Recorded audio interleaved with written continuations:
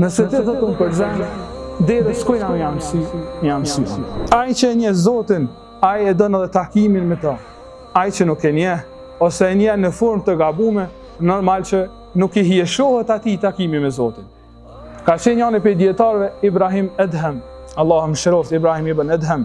Ai kur shkoi ke me fal namaz natë, edhe hyke në dhomën e vet me adhuru Zotin, shkoi ke prej gëzimit të madh. Shkoi ke duke thur poezi. Shkoi ke duke i këndu vetit me atë formën i lumë jone ku po shkoi.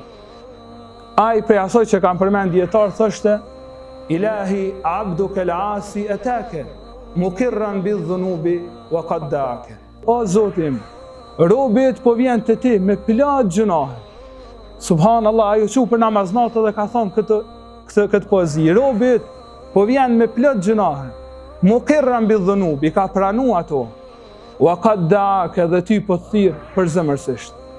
Vazhdon edhe thot: fa in taghfir fa anta lidhaka ahlun wa in tatrud faman narju siwaka. Thot nëse ti fal, ti je meritor edhe ti je i Zoti për me bani gjatë tillë. A nëse ti përzan, te kush më shkuar në Zoti jam.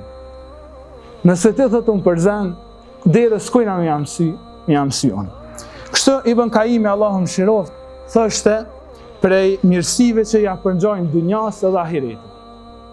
Thot nuk ka kur gjë të ngjajshme. Veç një mirësi thot është të ngjajshme. Një nimet është edhe në këtë dunja, i ngjajshëm gati është edhe në ahiret. Cili është ai? Thot ma'rifatullah, njohja e Zotit. Nëse njeriu arrin me njoh Zotin sinqerisht, shpirtërisht, thot që kjo kënaqësi ka me kanë thot e ngjajshme edhe në xhenetin e Zotit.